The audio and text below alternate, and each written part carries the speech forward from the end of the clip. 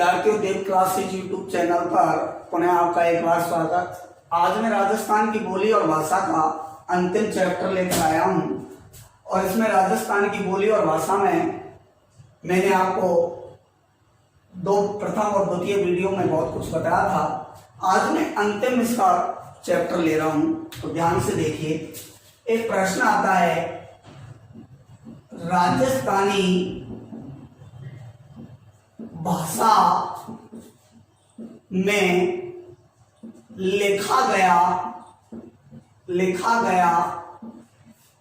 पहला या प्रथम लिख लीजिए, प्रथम 12 मासा ग्रंथ। कौन सा 12 मासा ग्रंथ? पहला 12 मासा ग्रंथ है। राजस्थानी भाषा में लिखा गया प्रथम 12 मासा ग्रंथ। ये प्रश्न है, राजस्थानी भाषा में लिखा गया प्रथम 12 मासा ग्रंथ।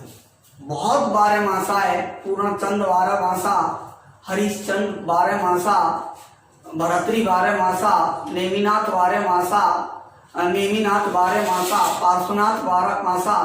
तो विकल्प में इस प्रकार का प्रश्न दे दिया जाए कि राजस्थानी भाषा में लिखा गया प्रथम 12 मासा ग्रंथ, तो आप करेंगे नेमिनाथ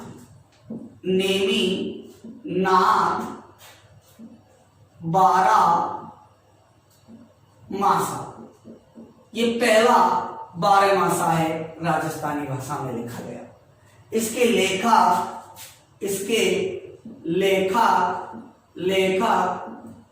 पलहण है। पालहण इसके लेखक है। प्रश्न ऐसे भी पूछा जा सकता है कि राजस्थानी भाषा में 12 मासा लिखने वाले प्रथम कवि कौन थे? तो आपको करना है पालहण पहले कवि है जिन्होंने 12 मासा ग्रंथ लिखा, और राजस्थान का पहला 12 मासा ग्रंथ है नेमिनाथ 12 मासा। ये राजस्थान में लिखा गया पहला 12 मासा है। 12 मासा 12 महीने के वर्णन, ऋतुओं का वर्णन, 12 महीने की सांस्कृतिक विचरण, सांस्कृतिक रिवाज आदि का उल्लेख मिलता है। इसी प्रकार एक प्रश्न आता है, इस प्रश्न को आप दो तरीके से रट सकते हैं। एक है राजस्थानी भाषा का स्वर्णकाल, और एक है राजस्थानी भाषा का स्वर्णकाल, और एक है राजस्थानी साहित्यों का स्वर्णकाल। इस प्रकार से अगर प्रश्न आता है तो आपको ध्यान रखना है। राजस्थानी भाषा का स्वर्णकाल है 17वीं शताब्दी से और 19वीं शताब्दी के, ये जो काल है मध्य का काल, ये जो काल है, इस शताब्दी के मध्य का जो काल है, ये राजस्थानी भाषा का स्वर्णकाल है। लेकिन राजस्थानी साहित्यों का स्वर्णकाल है वो है 1650 ईस्वी से 1850 ईस्वी के मध्य का काल। ये है राजस्थानी साहित्यों का स्वर्णकाल। राजस्थानी साहित्यों का स्वर्णकाल 1650 से 1850 ईस्वी के मध्य का जो काल है वो राजस्थानी साहित्यों का स्वर्णकाल है। तो प्रश्न कब ये करना है? कब 17वीं शताब्दी से 19वीं शताब्दी करना है? जब राजस्थानी भाषा का स्वर्णकाल पूछें, और राजस्थानी साहित्यों का अगर स्वर्णकाल पूछें तो 1650 से 1850 ईस्वी के मध्य का काल है, वो राजस्थानी साहित्यों का स्वर्णकाल है। इस टाइप के प्रश्न कंपटीशन में, पटवार, राजस्थान पुलिस इत्यादि एग्जाम में इस टाइप के प्रश्न आने की परंपरा विकसित हुई है। एक प्रश्न है वो ये है, ध्यान से देखें। एक प्रश्न है, बहुत ही अच्छा प्रश्न है, और वो है मालवी भाषा।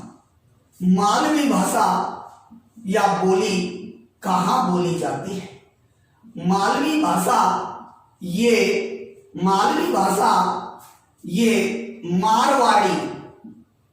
मारवाड़ी और ढूंढाड़ी, याद रखना, मारवाड़ी और ढूंढाड़ी भाषा के मिश्रण से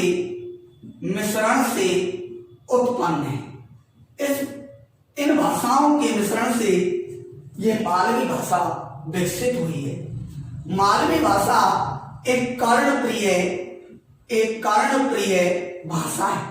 सुनने में सबसे कर्णप्रिय भाषा किसे माना गया है? तो मालवी भाषा करना है।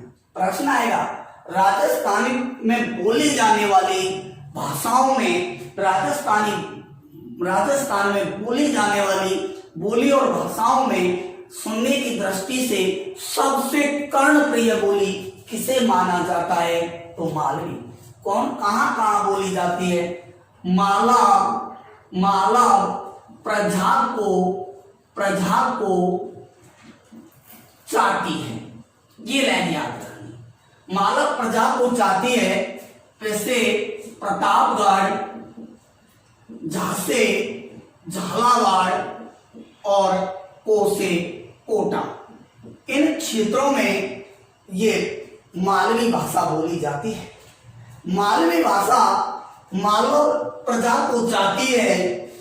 वैसे प्रतापगढ़, झांसे, झालावाड़, कोटा, इन क्षेत्र में ये कर्णप्रिय भाषा मालवी भाषा बोली जाती है। ये एक राजस्थान की सबसे मधुर बोली है, सुनने में सबसे अच्छी लगती है। मालवी भाषा के अलावा एक है खेराड़ी भाषा। खेराड़ी भाषा कहाँ बोली जाती है वो मैं आपको बता रहा हूं, सुनिए। खेराड़ी भाषा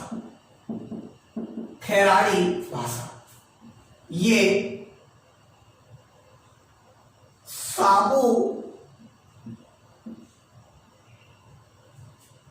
साबू की खैर नहीं, सासे, शाहपुरा और बूंदी आदि क्षेत्र में खेराड़ी भाषा बोली जाती है।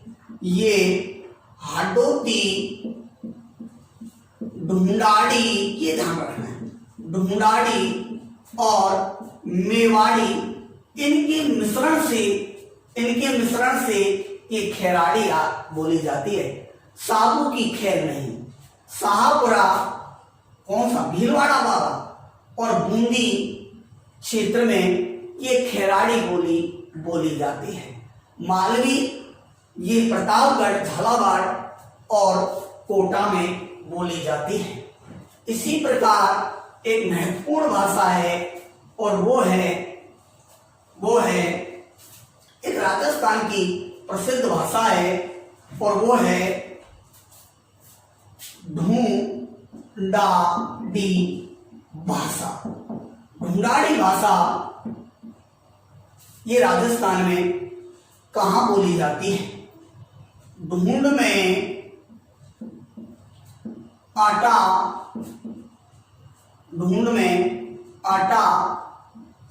दौज का पर है। ऐसे अजमेर, तासे, टॉम, दौसे, दौसा और जैसे जयपुर, इन क्षेत्रों में ढूंढाड़ी भाषा बोली जाती है। 8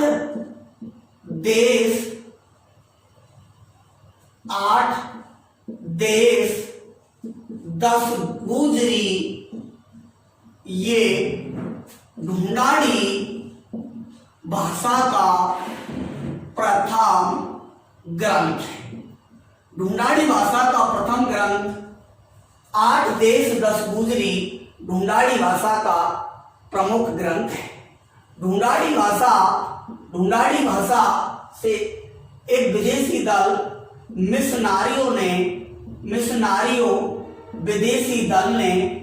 विदेशी अध्ययन करने वाला, भाषाओं का अध्ययन करने वाला एक मिशनारी और विदेशी दल ने बाइबल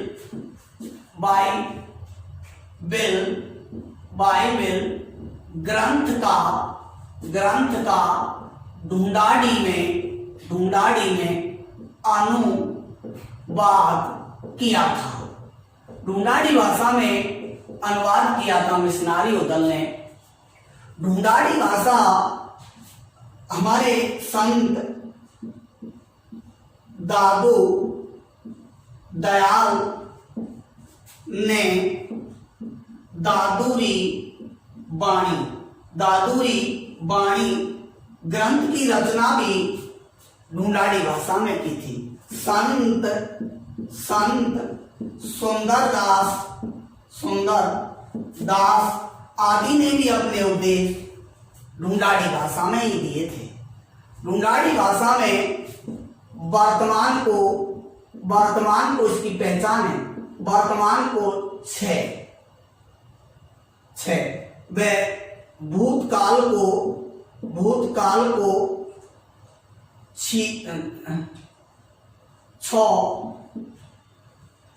छ वर्तमान को 6 और भूतकाल को 6 आदि शब्दों से ही अनुमान लगाया जाता है। जैसे खाना, पेन, आपके पास पेन है तो ढूंढाड़ी भाषा में कहा जाएगा 6, यानी है। 6 का मतलब है। वर्तमान को 6 और भूतकाल को 6, एक राजा 6, इस प्रकार से भूतकाल के लिए 6 का प्रयोग होता है। ढूंढाड़ी भाषा को झाड़साई या जयपुरी बोली भी कहा जाता है। ढूंढाड़ी भाषा की उपबोलियां भी हैं। ढूंढाड़ी भाषा की उपबोली एक है राजा बाटी। ये ढूंढाड़ी की उपबोली, ये ढूंढाड़ी की जो राजा बाटी है, ये ढूंढाड़ी की उपबोली है। ये ढूंढाड़ी की उपबोली है जो जयपुर के पूर्वी क्षेत्र दौसा में बोली जाती है। ये दौसा में बोली जाती है। राजावाटी किसकी उपबोली है? ये ढूंढाड़ी की उपबोली है जो जयपुर के पूर्वी क्षेत्र दौसा में बोली जाती है। इसी प्रकार एक है चौरासी उपबोली। ये ढूंढाड़ी की उपबोली जयपुर के पश्चिमी क्षेत्र टोंक, अजमेर आदि में बोली जाती है। एक है काठेड़ी उपबोली। ये ढूंढाड़ी की उपबोली जयपुर के दक्षिणी क्षेत्र में बोली जाती है। याद रखना, जयपुर के दक्षिणी क्षेत्र में ढूंढाड़ी की काठेड़ी उपबोली बोली जाती है। जयपुर के पश्चिमी क्षेत्र टोंक, अजमेर में ढूंढाड़ी की 84 उपबोली बोली जाती है। जयपुर के पूर्वी क्षेत्र में जैसे दौसा आदि में ढूंढाड़ी की उपबोली राजावाटी। अब प्रश्न है कि दौसा में, आपने साहब दौसा यहां भी बोला था आपने, जयपुर में दौसा में कौन सी भाषा बोली जाती है? ढूंढाड़ी। प्रश्न ऐसे, और अगर ऐसे आए कि ढूंढाड़ी की कौन सी उपबोली दौसा क्षेत्र में बोली जाती है, तो आपको करनी है राजावाटी। इसी प्रकार एक है शेखावाटी या तोराबाटी। ये ढूंढाड़ी की उपबोली शेखावाटी क्षेत्र सीकर, झुंझुनू और चूरू में बोली जाती है। एक इसी की उपबोली है नागरचोर। ये नागरचोर जो उपबोली है ढूंढाड़ी की, ये नागरचोर ये सवाई माधोपुर व चौथ का बरवाड़ा क्षेत्र में बोली जाती है। नागरचोल, राजावाटी, चौरासी, काठेड़ी, शेखावाटी या तोरावाटी, ये सभी ढूंढाड़ी की उपबोली है। नागरचोल ढूंढाड़ी की एक ऐसी उपबोली है जो सवाई माधोपुर और चौथ का बरवाड़ा में बोली जाती है। राजावाटी ये ढूंढाड़ी की एक ऐसी उपबोली है जो जयपुर के पूर्वी क्षेत्र दौसा में बोली जाती है। चौरासी ये ढूंढाड़ी की एक ऐसी उपबोली है जो जयपुर के पश्चिमी क्षेत्र टोंक अजमेर में बोली जाती है। काठेड़ी मालपुरा में भी यही बोली जाती है। मालपुरा में भी यही बोली जाती है। काठेड़ी ये जयपुर के दक्षिणी क्षेत्र में बोली जाती है। काठेड़ी, शेखावाटी ये ढूंढाड़ी की उपबोली सीकर झुंझुनू चूरू में बोली जाती है। इस प्रकार से ढूंढाड़ी बोली का प्रथम ग्रंथ भाषा में लिखा गया पहला ग्रंथ है 8 देश 10 गुजरी। दादूरी वाणी, दादू दयाल, सुंदरदास आदि संतों ने ढूंढाड़ी भाषा में ही उपदेश दिए थे। मिशनारी विदेशी दल ने बाइबल ग्रंथ का इसी ढूंढाड़ी भाषा में अनुवाद किया था। ढूंढाड़ी भाषा ढूंढ में अटा दौत का पर्व है। ऐसे अजमेर, टासे टोंक, दौसे दौसा जैसे जयपुर इन क्षेत्रों में ढूंढाड़ी भाषा बोली जाती है। ढूंढाड़ी बोली या भाषा राजस्थान की एक ऐसी भाषा है ढूंढाड़ी जो सर्वाधिक लोगों द्वारा बोली जाती है। अगर प्रश्न आए सर्वाधिक लोगों द्वारा बोली जाती है, तो सर्वाधिक लोगों द्वारा बोली जाती है तो वहां आपको करना है ढूंढाड़ी। सर्वाधिक लोग अगर बोलने की दृष्टि से अगर राजस्थान में सर्वाधिक लोगों द्वारा ये ढूंढाड़ी बोली जाती है। हाँ, सर्वाधिक क्षेत्रफल की बात आए कि सर्वाधिक क्षेत्रफल पर कौन सी बोली जाती है, तो आपको मारवाड़ी भाषा पढ़ना है। ये प्रश्न आपको ध्यान रखना ही होगा। इस प्रकार के प्रश्न बहुत आते हैं। जैसे एक प्रश्न आता है वो है मेवाड़ी भाषा। मेवाड़ी भाषा ये गुजरी और जैन भाषा से उत्पन्न है।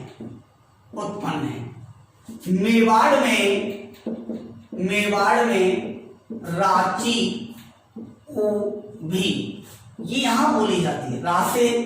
राजसमंद, ची से चित्तौड़गढ़, उ से उदयपुर और भी से भीलवाड़ा इन क्षेत्रों में मेवाड़ी भाषा बोली जाती है। मेवाड़ी भाषा ग्रामीण क्षेत्र में बोली जाने वाली प्रमुख भाषा है। ग्रामीण क्षेत्र में सर्वाधिक बोली जाने वाली भाषा है तो आपको मेवाड़ी करके आना है। इस प्रश्न को ध्यान रहे, सर्वाधिक ग्रामीण क्षेत्र में कौन सी बोली या भाषा बोली जाती है? गुजरी और जैन भाषा से के उत्पन्न भाषा है मेवाड़ी। आपने पढ़ा होगा महाराणा कुंभा की कीर्ति स्तंभ, चित्तौड़गढ़ दुर्ग में कीर्ति स्तंभ या विजय स्तंभ है। कीर्ति स्तंभ और विजय स्तंभ गढ़ चित्तौड़ में स्थित है। विजय स्तंभ और कीर्ति स्तंभ की नवी मंजिल की दीवारों पर एक लेख लिखा है। दीवारों पर एक लेख लिखा है जिसे कीर्ति स्तंभ या विजय स्तंभ लेख कहते हैं। तो विजय स्तंभ या कीर्ति स्तंभ जो लेख है, जो 9 मंजिले कीर्ति स्तंभ की सबसे ऊपरी 9वीं मंजिल पर लिखा गया लेख है, दीवारों पर लिखा गया है। इसके ये लिखा है अत्रि भट्ट और उसके बेटा अत्रि भट्ट और इसके बेटा महेश भट्ट ने। अगर विकल्प में दोनों ही हो तो अलग अलग विकल्प हो, एक में अत्रि भट्ट हो, एक में महेश भट्ट हो, तो अत्रि भट्ट करके आना, जो प्रमुख यही है। इसने तो सहायक है, सहयोगी है, ये इनका बेटा था। लेकिन अगर आए विजय स्तंभ या कीर्ति स्तंभ के वास्तुकार या शिल्पी, शिल्पी नहीं है वो तो रचनाकार है। ये ने तो दीवार पर लेख लिखने वाली रचना लिखी थी, इसलिए जो रचनाकार है। लेकिन अगर 9 मंजिले कीर्ति स्तंभ के शिल्पी या वास्तुकार आए तो आपको नहीं करना है, ये नहीं करना है, क्योंकि वास्तुकार और रचनाकार अलग अलग होते हैं। इसके में थोड़ा सा आपको ध्यान रखना है, आपको जैसे वास्तुकार कौन है, तो वो है जेता। जेता प्रमुख तो यही है, और इनका सहयोग किया था नाथा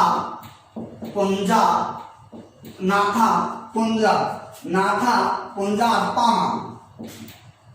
पामा, इन लोगों ने इसका सहयोग किया था। तो देखो प्रमुख तो यही है सर। अगर विकल्प में हो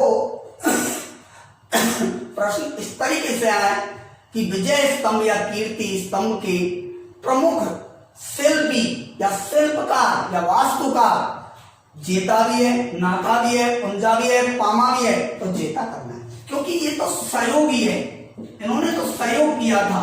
प्रमुख इसके नेतृत्व में हुआ, यही है प्रमुख शिल्पी या शिल्पकार। प्रमुख शब्द हो ऐसे आ जाए, कीर्ति स्तंभ और विजय स्तंभ के प्रमुख शिल्पी या शिल्पकार दे या वास्तुकार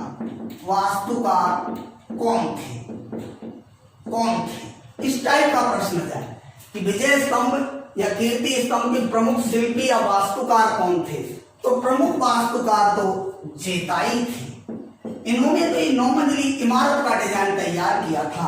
जेता ने जो 9 मंजिली इमारत थी इसका डिजाइन तैयार किया था। 1 2 3 4 5 6 7 8 हो गया। ये जो 9 मंजिली इमारत है, इस इमारत का जो डिजाइन है वो जेता ने तैयार किया। इन्होंने नाथा पुंजा पामा ने सहयोग किया। लेकिन अत्रि भट्ट जो इस 9वीं मंजिल की दीवारों पर जो लेख लिखा है, मालवा विजय का जो वर्णन है, महाराणा कुंभा ने बनवाया है विजय स्तंभ। इसमें जो कुंभा ने जो विजय स्तंभ बनवाया, इसकी जो दीवारों पर 9वीं मंजिल पर जो अपनी मालवा विजय महमूद खिलजी पर जो विजय का लेख है, वो 9वीं मंजिल पर इस मेवाड़ी भाषा में ही लिखा गया है। मेवाड़ी भाषा में सैको है बोला जाता है। सैको क्या बोला जाता है। मेवाड़ी भाषा ग्रामीण क्षेत्र में सर्वाधिक रूप से बोली जाती है। मेवाड़ में रांची उड़ी, रासे राजसमंद, चित्तौड़गढ़, उदयपुर, भीलवाड़ा, यहाँ ये मेवाड़ी भाषा बोली जाती है। इस प्रकार से इस मेवाड़ी भाषा के संदर्भ में ये प्रश्न आने लायक बनता है। ये जेता कई बार हमें चारों विकल्प में दे दिए जाए। प्रमुख शिल्पी, प्रमुख सही है इसका। अगर प्रमुख अभी कभी भी कहते हैं दोनों को, अत्रि भट्ट का प्रमुख सहयोग उसके बेटे ने किया था। इस प्रकार से ये राजस्थान में मेवाड़ी भाषा बोली जाती है। इसी संदर्भ में आपसे एक और भाषा है, वो है हमारी मेवाती। मेवाती भाषा के संदर्भ में मैं बात करना चाह रहा हूं, वो है मेवाती भाषा। ये पश्चिमी हिंदी और राजस्थानी भाषा के मिश्रण से उत्पन्न है। इसमें लू शब्द का सर्वाधिक उपयोग किया जाता है। संत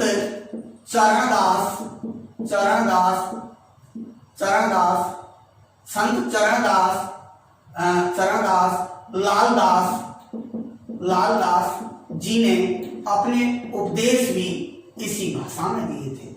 इस भाषा में मेवाती जो भाषा है, इस पर सर्वाधिक ब्रज भाषा का प्रभाव था। प्रश्न है कि सर्वाधिक ब्रजभाषा का प्रभाव किस भाषा पर है, तो आप मेवाती करेंगे। एक मेवाती की उपबोली है जिसे अहिरवाटी कहते हैं, जो बहरौड़,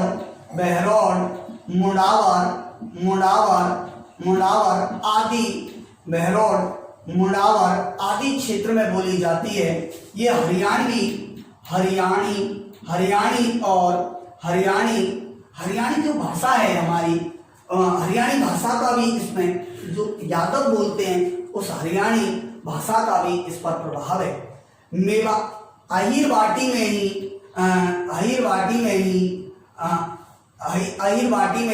अली बख्शी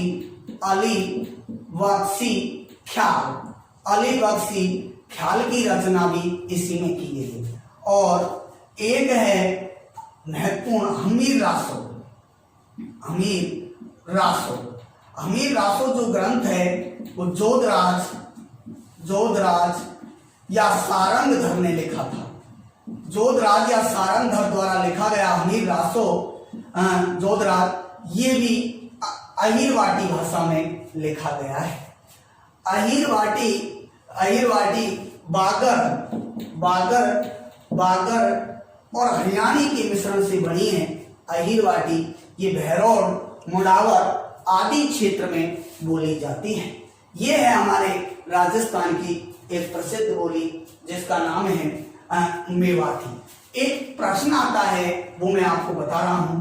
जैसे कई बार ऐसे छोटी छोटी भाषाएं पूछ लेते हैं, जैसे देवड़ा बाटी ये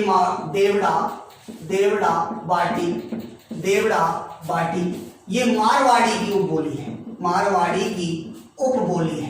ये मारवाड़ी की उपबोली है जो सिरोही के पूर्वी क्षेत्र में बोली जाती है। एक है गौड़वाड़ी, ये भाषा मारवाड़ी की उपबोली है। मारवाड़ी की उपबोली है ये गौड़वाड़ी, जो पाली की सोजत सिटी क्षेत्र में, पाली की सोजत सिटी में ये देवड़ावाटी बोली जाती है। गौड़वाड़ी मारवाड़ी की उपबोली है जो पाली की सोजत सिटी में बोली जाती है। देवड़ावाटी ये मारवाड़ी की उपबोली है जो सिरोही के पूर्वी क्षेत्र में बोली जाती है। ये दोनों ही मारवाड़ी की उपबोली है। एक प्रश्न आता है वो आप थोड़ा सा ध्यान से देखेंगे। एक प्रश्न आता है और वो इस तरह से है कि एक इस प्रकार का प्रश्न आता है, राजस्थानी भाषा का प्रथम नाटक। एक है राजस्थानी भाषा का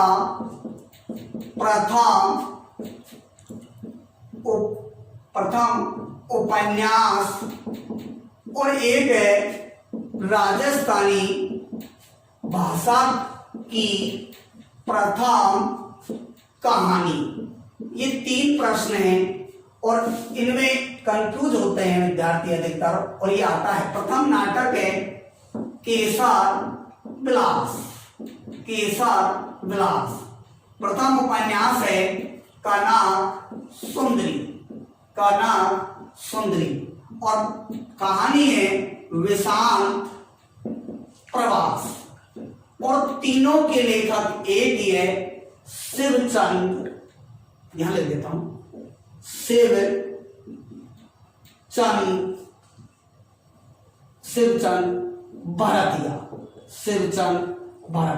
शिवचंद भरतिया ही केसर विलास, कनक सुंदरी, विशांत प्रवास के लेखक है। ये राजस्थानी भाषा का प्रथम नाटक है, ये राजस्थानी भाषा का प्रथम उपन्यास है और ये राजस्थानी भाषा का प्रथम कहानी है। और तीनों के लेखक शिवचंद भरतिया है। लेकिन अगर आए कि राजस्थानी भाषा की प्रथम या राजस्थानी भाषा की आधुनिक काव्य कृति पूछे तो बादली करना है। ये आधुनिक सबसे राजस्थानी भाषा की आधुनिक काव्य कृति है, सबसे आधुनिक काव्य कृति है बादली, जिसके लेखक हैं चंद्र सिंह बिरकानी। चंद्र सिंह बिरकानी ने ये बादली लिखी थी। तो इस प्रकार के प्रश्न बहुत अधिक आते हैं। एक है, हमें कई बार इस टाइप के भी प्रश्न आते हैं। हमने देखा है कि राजस्थान के अबुल फजल तो आपने पढ़ी ली, लेकिन प्रश्न आता है राजस्थान के अबुल फजल तो आपने पढ़ ही लिया। एक है बांकी दासरी ख्यात। बांकी दासरी ख्यात के लेखक कौन थे? इसके लेखक बांकीदास थे और बांकीदास मारवाड़ के शासक मान सिंह के दरबारी कवि थे और मान सिंह ने ही बांकीदास को राजस्थान का बीरबल कहा था। राजस्थान का बीरबल किसे कहा जाता है? राजस्थान का बीरबल बांकी, तो बा से बांकीदास, बी से बीरबल। राजस्थान का बीरबल किसे, या राजपूताना का बीरबल किसे कहा जाता है? राजपूताना का बीरबल बांकीदास को कहा जाता है। बांकीदासरी ख्यात के लेखक बांकीदास मारवाड़ के शासक मान सिंह के दरबारी कवि थे। मान सिंह ने ही इनको 2000 बातों में इस बांकीदासरी ख्यात की रचना करने वाले बांकीदास को मान सिंह मारवाड़ी शासक राठौड़ ने ही इन्हें राजपूताना का बीरबल कहा था। बांकीदासरी ख्यात को राजस्थान के इतिहास की नींव का पत्थर कहते हैं। नींव का पत्थर क्यों कहते हैं?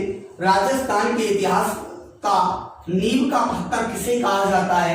राजस्थान के इतिहास का नींव का पत्थर बांकीदासरी ख्यात कहलाती है, क्योंकि बांकीदास ने इस ख्यात में बीकानेर के शासक